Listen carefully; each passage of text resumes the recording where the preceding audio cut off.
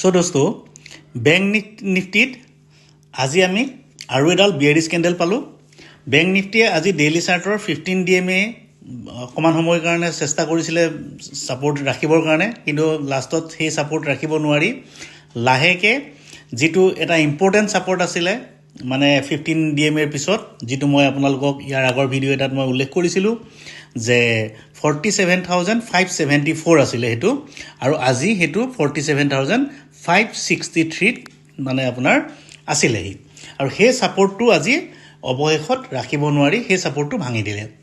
Okay দোস্ত, চ' এতিয়া hourly চাৰ্টৰ এই ইম্পৰ্টেণ্ট ছাপোৰ্ট যিটো 47,563 সেইটো ভাঙিলে, ইয়াৰ পাছত যদি আমি নিয়াৰ বাই ইম্পৰ্টেণ্ট ছাপোৰ্ট বিচাৰোঁ তেতিয়াহ'লে আমাৰ আপোনাৰ লোৱাৰ বলিংগাৰ বেণ্ড অফ ডেইলি চাৰ্ট, এই ডেইলি চাৰ্টৰ লোৱাৰ বলিংগাৰ বেণ্ডডাল আমাৰ একেবাৰে নিয়াৰ বাই ছাপোৰ্ট হিচাপে কাম কৰিবলৈ মানে চেষ্টা কৰিব পাৰে কালিলৈ, আৰু যদি সেইডালো ছাষ্টেইন কৰিব নোৱাৰে তেতিয়াহ'লে 47,153 মই ইয়াৰ আগৰ ভিডিঅ'টোতো আপোনালোকক কৈছিলোঁ যে আৰু এটা ছাপোৰ্ট আছে এই আফটাৰ লোৱাৰ বলিংগাৰ বেণ্ড অফ ডেইলি চাৰ্ট 47,153, তাৰপাছত সেইটো যদি ভাঙি মানে ছাপোৰ্ট ছাষ্টেইন নকৰে তেতিয়াহ'লে আমাৰ ATR অফ আৱাৰলি চাৰ্ট, আৰু ATR অফ আৱাৰলি চাৰ্টটো আজি ক'ত আছে 46,913, আপোনালোকে ৰাউণ্ড ফিগাৰত 900 ধৰক। অ'কে, চ' এতিয়া দোস্ত যদি এই কোনোবা এটা নিয়াৰ বাই ছাপোৰ্টত ছাপোৰ্ট লয় তেতিয়াহ'লেতো আমি বেংক নিফটি লাহে লাহে ইয়াৰ পৰা আকৌ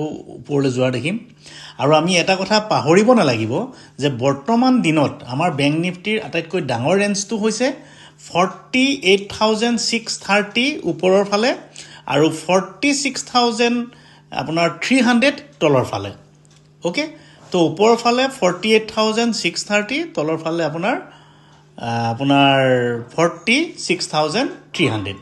এই ৰেঞ্জটো যেতিয়ালৈকে ভাঙিব নোৱাৰে তেতিয়ালৈকে আমি কনচলিডেশ্যনত আছোঁ বুলি ধৰিব লাগিব। আমি ডাউন ট্ৰেণ্ড শব্দটো এতিয়া ইউজ কৰিব নোৱাৰোঁ, আমি এতিয়াও আপ ট্ৰেণ্ডতে আছোঁ। অ'কে, এই আপ ট্ৰেণ্ডত থকাৰ কাৰণটো কিয়? বিকজ আমি ইয়াৰ আগত যিটো বেংক নিফটিৰ লাইফ টাইম হাই পাইছিলোঁ সেইটো আছিলে 46,370। চ' সেই 46,370টো আপোনালোকে ৰাউণ্ড ফিগাৰত 46,300 বুলি ধৰক। যেতিয়ালৈকে 46,300 ভাঙি তললৈ নাযায় তেতিয়ালৈকে আমি এটলিষ্ট আপ ট্ৰেণ্ডতে আছোঁ আৰু বৰ্তমান কনচলিডেশ্যনত আছোঁ। অ'কে, চ' এই কনচলিডেশ্যনত থকা সময়টোত আমি এতিয়া কেনেকৈ আমাৰ ট্ৰেডিং পইণ্টবিলাক বা ট্ৰেডিং ৰেঞ্জবিলাক উলিয়াম সেইটো মষ্ট ইম্পৰ্টেণ্ট। অ'কে, চ' এতিয়া আমি যদি আৱাৰলি চাৰ্টখন চাওঁ, আপোনাৰ আৱাৰলি চাৰ্টত আমি দেখিছোঁ যদি কিবা কাৰণত আমাৰ এই অকণমান দেৰি আগতে মই উল্লেখ কৰি অহা যদি পিভটকেইটা ছাপোৰ্ট লয় তেতিয়াহ'লে গ্ৰেজুৱেলি বেংক নিফটিয়ে 47,563 ক্ৰছ কৰিব লাগিব, যিটো আজি ইম্পৰ্টেণ্ট ছাপোৰ্ট আছিলে ভাঙিছে। চ' সেই 47,563 যদি কিবা কাৰণত ক্ৰছ কৰিব পাৰে কালিলৈ তেতিয়াহ'লে 15 DMA অফ আৱাৰলি চাৰ্টলৈকে সি যাব পাৰিব। অ'কে, আৰু কিন্তু মনত ৰাখিব এইটোলৈ যাবলৈ হ'লে 15 DMA অফ আৱাৰলি চাৰ্ট যাবলৈ হ'লে তলত আকৌ ছাপোৰ্ট লোৱাটো খুব ইম্পৰ্টেণ্ট। ছাপোৰ্ট ল'ব নে নল'ব সেইটো মেইন কথা।